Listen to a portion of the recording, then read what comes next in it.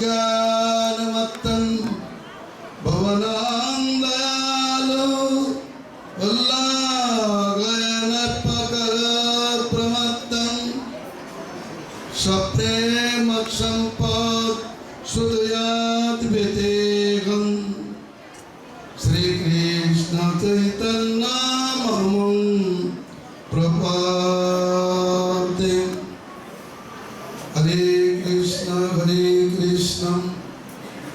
কৃষ্ণ কৃষ্ণ হরে হরে হরে রাম রাম রাম হরে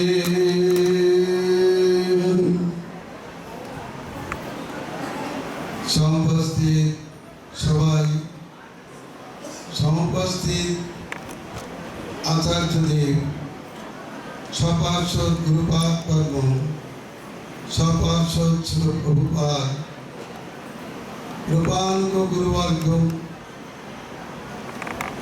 সপার্ষদ শ্রী গৌর সুন্দর, সপার্ষদ শ্রী রাধা গোবিন্দ, তাদের অতি প্রিয় ত্রিবিধ ধামে প্রণতি পুরস্কার সমুপস্থিত বৈষ্ণব সজ্জনবৃন্দ, মাতৃমণ্ডলী সবাইকে জানায় যথাযোগ্য দণ্ডবত প্রণতি, প্রীতি সম্ভাষণ শুভেচ্ছা। বহু সৌভাগ্য ফলে আমরা শ্রী নবদ্বীপ ধাম পরিক্রমা করবার জন্য আকরমঠরা শ্রী চৈতন্য মঠে সমাবেত হয়েছে। প্রতি বছরই নবদ্বীপ ধাম পরিক্রমার মহোৎসব আমাদেরকে ধন্য করবার জন্য তিনি উপস্থিত হন। যোগ্য ব্যক্তিগণ সেই মহোৎসবে যোগদান করে নিজেদেরকে ধন্য করেন। কারণ তারা পুনঃপ্রায় জগতে করুণাদ্রচিত্ত হইয়া আমাদের মতো দুঃখী জীবকে কৃপা করবার জন্য উপস্থিত হন। পরিক্রমা প্রবন্ধে নবদা ভক্তি যাজন প্রসঙ্গে আমরা অনাচে বিষময় সংসার সমুদ্র উত্তীর্ণ হইয়াম সংকীর্তন রচিত নিমজ্জমান চিত্তে শ্রী শ্রী রাধা গোবিন্দের ব্রহ্মামৃত সাগরে পুনঃ সন্তরণের সৌভাগ্য লাভ করতে পারি। আমরা যে নবদ্বীপ ধামে এসেছি তার স্বরূপটি প্রভুদানন্দ সরস্বতী পাদ জানিয়েছেন। ছান্দোগ্য পরিষদ যাকে ব্রহ্মপুর বলেন, স্মৃতি যাকে বৈকুণ্ঠ সদন বলেন, কতিপয় রসিক ভক্ত যাকে ব্রজবন বলেন, তাই এই নবদ্বীপ ধাম। এই নবদ্বীপ রাধা নির্মিত নব বৃন্দাবন স্বরূপ। বৃন্দাবনে লীলা বিলাস করে শ্রীমতী রাধারানীর অসন্তুষ্টিক্রমে পুনরায় তিনি নববৃন্দাবন নির্মাণ করেছেন। যে বৃন্দাবনে সমস্ত রসের বিলাস হয়ে থাকে, কিন্তু শ্রীমতী রাধারানী কোন কারণবশত তিনি সন্তুষ্ট হতে পারলেন না। যেহেতু তিনি তার প্রাণ গোবিন্দকে সর্বান্তঃকরণে নিশ্চিন্তভাবে দীর্ঘলিত প্লাতামৃত বারদী স্বরূপে এবং নিজে নায়িকাত্ম স্বরূপে তার সঙ্গ সেবা করবার সৌভাগ্য লাভের জন্যই তিনি এই নববৃন্দাবন খুলেছেন। দ্বীপের মধ্যে কৃষ্ণ নিজ মুখে বলেছেন এটি নবদ্বীপ নববৃন্দাবন। রাধা নির্মিত বন। ভগবানের মনে অতৃপ্তি এবং রাধার মনেও অতৃপ্তি। যে বৃন্দাবন সমস্ত রচের বিলাসপীঠ, যে বৃন্দাবনে সকলে সম্পূর্ণতা লাভ করেন, কিন্তু প্রেম বিলাসের এমনই মাধুর্য, সেই বৃন্দাবনেও অতৃপ্তি। এটা ভাববার বিষয়। কেন এই দামটি আবির্ভূত হয়েছেন? যে বৃন্দাবনে যে রসটি, যে ভাবটি সম্পূর্ণরূপে সিদ্ধ হয় না, শ্রীমতী রাধারানী সেই ভাবটি সিদ্ধ করবার জন্য কৃষ্ণকে এই দ্বীপে আকর্ষণ করেছেন এবং তার সেবার জন্য সম্পূর্ণরূপে সজ্জা করেছেন। আপনারা সকলেই জানেন, যখন কংসাদি দুষ্টকে বধ করবার জন্য নবরান্তে শ্রীকৃষ্ণ আবির্ভাবের প্রস্তাব দিয়েছিলেন গোলকে, রাধারানীকে, রাধারানী বলেছিলেন আমি সেখানে যাব না যেখানে বৃন্দাবন নাই, যেখানে যমুনা নাই, গোবর্ধন নাই, আমি সেখানে যাব না। তারই প্রার্থনায়, তার আরতি নিবেদনে শ্রী গোবিন্দ গোলক থেকে বৃন্দাবন, গোবর্ধন, যমুনাকে প্রকাশ করেছিলেন। আর এবার সেই রাধারানী বিশেষ আবেদনে, বিশেষ নিবেদনে শ্রীকৃষ্ণ বৃন্দাবন বিলাসকেও দূরে রেখে পুনরায় নববৃন্দাবন খুলেছেন। শ্রীমতী রাধারানী স্বায়ত্ত স্বাধীনভাবে, কৃষ্ণ যে ভিন্নলিত নায়ক, তার একটা লক্ষণ,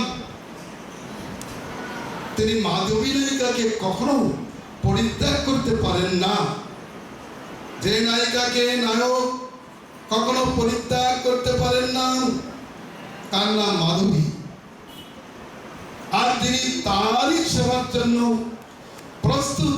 তিনি হলেন সন্ততাশ্রম কেশব গুণগর্ভা রাধারানী এবং তার কাছে তিনি হলেন নিরুদ্ধ দামোদর।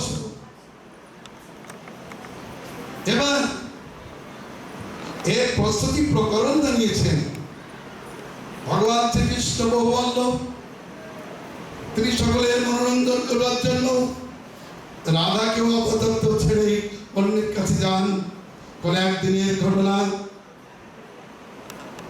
কৃষ্ণ বিরোধার প্রার্থনায় তার নিকুঞ্জ দয়া বিহার করতে লাগলেন। শ্রীমতী রাধারানী এই সংবাদ পেয়ে মনক্ষুণ্ণ হলেন। বিরাজার সখী, আমার সখী তুল্য, আর কৃষ্ণ তার সঙ্গে বিহার করছেন। তাই তিনি ছুটলেন তাকে দেখবার জন্য। শ্রী গোবিন্দ এখন তিনি স্বপ্নায়ক ছিলেন, তিনি ভীত নায়ক হয়ে গেলেন। সঙ্গে সঙ্গে সেখান থেকে অন্তর্ধান করলেন। বিরোধান নদীতে পরিণত হল। শ্রীমতী রাধারানী বুঝতে পারলেন। তার জন্য তিনি সখীদের নিয়ে ওই বিরোধার তটে একটি দ্বীপে যায় অতি সুন্দরভাবে কৃষ্ণের আকর্ষণকারী কুন্দ সজ্জা করিয়া বসিলেন। এরপরে তিনি সেখান থেকে যে কৃষ্ণের বংশীধ্বনিতে ত্রিভুবন আকৃষ্ট হয়, আজ ত্রিভুবন আকর্ষণকারী শ্রীকৃষ্ণকে আকর্ষণ করবার জন্য শ্রীমতী রাধারানী তিনি বংশীধ্বনি করিলেন। ওই বংশীধ্বনি শ্রবণ করে সর্বাকার শোক সর্বাহ্লাদ মহারাজয়ন সর্বচন্দ্র পরিত্যাগ করিয়া তিনি রাধার কাছে উপস্থিত হলেন। পূর্বে যেমন বৃন্দাবনী রসস্থলিতে রাধার মান প্রসাদনের জন্য কৃষ্ণ ছোটবড়ি গভীর সঙ্গ পরিত্যাগ করিয়া তাকে ধারণ করেছিলেন বুকে, তার জন্য রাধা নাম হয়েছে। এবার শ্রীমতী রাধারানীর বংশীধ্বনিতে কৃষ্ণ আকৃষ্ট হলেন। কুঞ্জ সজ্জা দর্শন করে শ্রী গোবিন্দ অতিশয় প্রীত হলেন। সখীগণ তাদেরকে এক জায়গায় বসলেন, শ্রীমতীকে বামে রেখে তিনি বসলেন। সখীগণের চায়ের ধ্বনি চড়তে লাগলো, জয় গৌরী হরি। শ্রীকৃষ্ণ প্রতিজ্ঞা করে বললেন, হে প্রিয়ে, তুমি আমার সুখ বিলাসের জন্য এই কুঞ্জ সজ্জা করিয়াছ। তোমার নির্মিত এই দ্বীপের নাম হোক নবদ্বীপ, আর এটা নববৃন্দাবন বলে রসিক ভক্তগণ জানবে। আমি যেমন বৃন্দাবনে তোমার সেই নিত্যকাল অবস্থান করি, তোমার এই দ্বীপেও আমি নিত্যকাল তোমার সেই মিলিতাঙ্গ হয়ে অবস্থান করিব। এইরূপ প্রতিজ্ঞা প্রস্তাব দিতে দিতেই শ্রী রাধা কৃষ্ণ একাত্মা রূপ ধারণ করিলেন। সখীগণ তখন সেই জয়ধ্বনি একটা উকার তুলে দিয়ে বলতে লাগলেন, জয় গৌর হরি, জয় গৌর হরি। তারা দেখলেন আমাদের যুগল এক রূপ দিয়েছেন, সেই দুই এক চৈতন্য গোসাই। লীলারা চর্চা দিতে হইল একটাই। তিনি বৃন্দাবনে মদনমোহন ছিলেন বটে, কিন্তু রাধা বামে না থাকলে তিনি মদনমোহন থাকতে পারতেন না। আজ তিনি রাধাকে বুকে ধরে নিত্য মদনমোহন রূপ ধারণ করে বসলেন। যদিও এই গৌরাঙ্গ রূপ রাসে প্রকাশিত হয়েছিল। তিনি বলেছেন, মহাদেব পার্বতীকে বললেন, আমি দেখেছিলাম যে রাসে এই গৌরাঙ্গ রূপ প্রকাশ করেছেন রাধা কৃষ্ণ। এবার ললিতাদি সখীবৃন্দ তারা অত্যন্ত প্রচন্ড হয়ে রূপ পরিবর্তন করে যোগ বলে পুরুষ দেহ ধারণ করলেন। তারাই শরৎ দামোদর রায় রামানন্দী রূপে প্রকাশ করলেন। চারিদিকে সংকীর্তন আরম্ভ হলো, মহাধ্বনি চলতে লাগলো। এই ধাম তিনি প্রকাশ করেছেন। কেন এই ধামে আসবো? স্বার্থবাদ জীব স্বার্থ ছাড়া কোনো ধর্মকর্ম করতে চায় না। কিন্তু তাদের জন্য বলেছেন, প্রবোধানন্দ সরস্বতী ঠাকুর বলেছেন, যদি কারো তিনটি প্রয়োজন সাধনের ইচ্ছা থাকে, তাহলে চৈতন্যের চরণে চৈতন্যের ধামে অবশ্য প্রবৃত্তি করিবেন। সেই তিনটি কারণ কি? সংসার সিন্ধুত্তরণে হৃদয়ং যদি সংকীর্তনামৃত রচি রমতে মনস্যে প্রেমাম্বুধৌ বিহরণে যদি চিত্তবৃত্তি চৈতন্য চরণে শরণং প্রদাতু মায়াপুরক্ষ নগরে শরণং প্রদাতু। তিনি বললেন, হয়েছি আবহমান কাল থেকে কৃতার্থীভূত হয়ে বিষময় সংসার সমুদ্রে তোমরা হাবুডুবু কাঁদছ। যদি এখান থেকে উঠতে চাও এবং সংকীর্তন অমৃত রসে মজতে চাও, জীবের জীবনকে শীতল করতে চাও এবং পরবর্তীকালে কৃষ্ণ প্রেম সাগরে সন্তরণ করতে ইচ্ছা করো, তাহলে চৈতন্য চরণে চৈতন্যের ধামে তোমরা শরণ গ্রহণ করো। তবে একটা কথা বলতে হবে, এই সংসার সমুদ্রের থেকে আর কেউ তুলবার লোক নাই। একমাত্র গৌর বিরাম, গৌর ধাম বিরাম সংসার সমুদ্র থেকে কেউ তুলতে পারেন না। সংসার সমুদ্র থেকে না উঠলে সংকীর্তন অমৃত রসে নিমজ্জন সম্ভব নয়। আর সংকীর্তন অমৃত রসে নিমজ্জন না হলে প্রেম সাগরে সাঁতার কাটার সৌভাগ্য হয় না। কিন্তু এই তিনটি কারণে চৈতন্যের ধামে চৈতন্যের চরণে আমাদের প্রবৃত্তি করা একান্ত প্রয়োজন।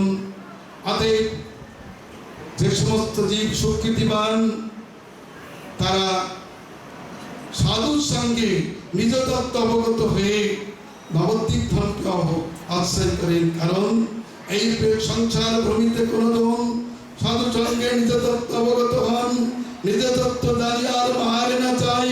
কেন বা পতির মায়া করে আয় ভাই, ও কেন্দ্রে বলে হয়ে কৃষ্ণ বিতহ দাস, তোমার চরণ ছাড়ি হইল সর্বনাশ।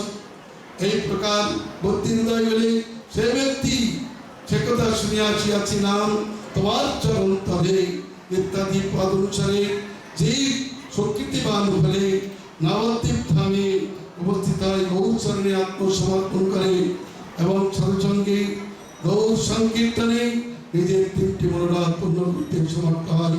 এই জন্যই ভক্তিবিনোদ ঠাকুর নির্জনে ভজনরত প্রভুপাদকে বলেছিলেন, তুমি নির্জন ভজনের চলে জগতের ক্ষতি করিও না, যত শীঘ্র পারো এই নবদ্বীপ ধাম পরিক্রমার ব্যবস্থা করো।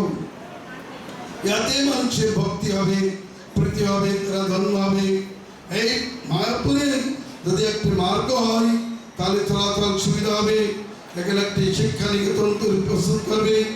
প্রভুপাদ যা বলেছেন ভক্তিবিনোদ ঠাকুর তাই তিনি পালন করেছেন।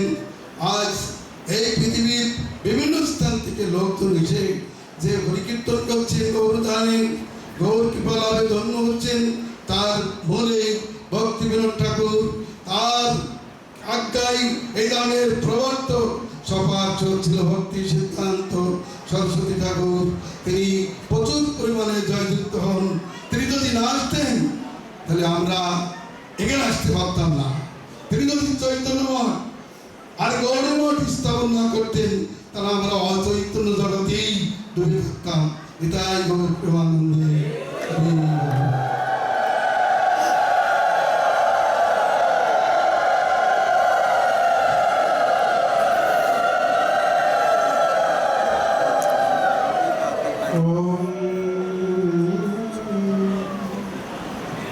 Om